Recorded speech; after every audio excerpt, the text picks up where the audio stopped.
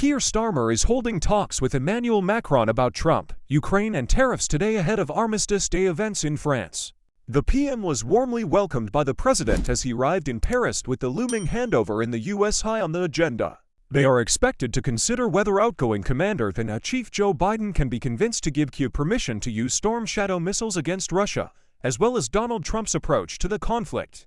The prospect of the Republican imposing sweeping tariffs on imports is also bound to come up, as world leaders brace for him to shake up the world order. During the morning, Sir Keir will host veterans, defense charities, and British military personnel at the ambassador's residence, and is also expected to meet the new French PM Michel Barnier. Sir Keir will be the first UK premier to attend Armistice Day commemorations in France since Winston Churchill was hosted by General de Gaulle in 1944. Trump issued a stern warning to Putin in their first phone call since the Republican won the presidency. In a call that reportedly took place on Thursday, the incoming president advised Putin not to escalate the war in Ukraine and reminded him of Washington's sizable military presence in Europe. Sources also told the Washington Post that Trump expressed an interest in follow-up conversations to discuss the resolution of Ukraine's war soon. In a round of interviews this morning, Defense Secretary John Healey said if that message was conveyed, it was absolutely right. We'll have to wait and see what President Trump really proposes. But if the reports of his call with Vladimir Putin last week are right, then President Trump is exactly right to warn Putin against escalation of the conflict in Ukraine, he told BBC Breakfast. And our task as a nation supporting Ukraine, one of its leading supporters, alongside allies like France, is to step up our support to reinforce the position that Ukraine has at this period where it's under great pressure from Russia.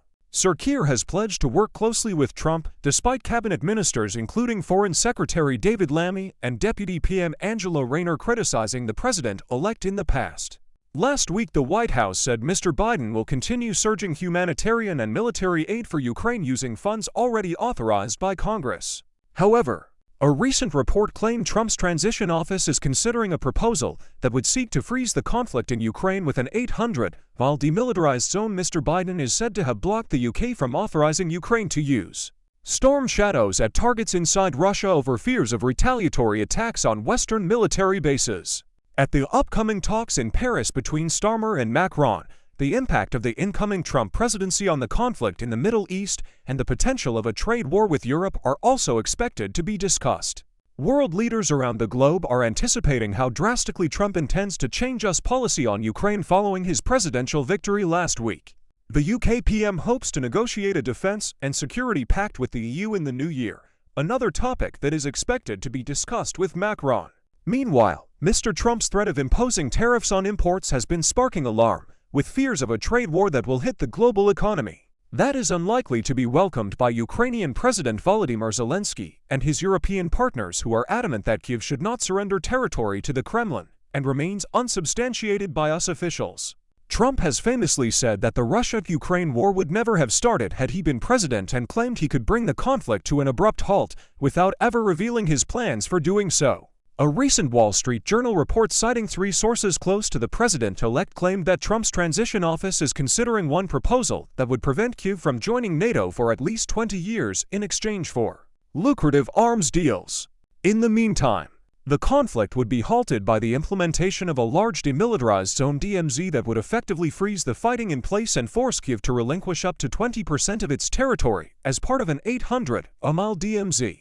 But the sources offered no insight into how such a buffer zone between Russia's border and unoccupied Ukraine would be monitored or managed, other than to say it would not be staffed by American peacekeepers. We can do training and other support, but the barrel of the gun is going to be European. And we are not paying for it, one source is quoted as saying. Britain, France, and Germany have already vowed to support Ukraine for as long as it takes, and Zelensky is adamantly against relinquishing territory to Vladimir Putin. However, many analysts have warned that Trump is indeed likely to reduce US military aid to Ukraine and force Kyiv's European partners to shoulder a huge burden to maintain an adequate supply of arms.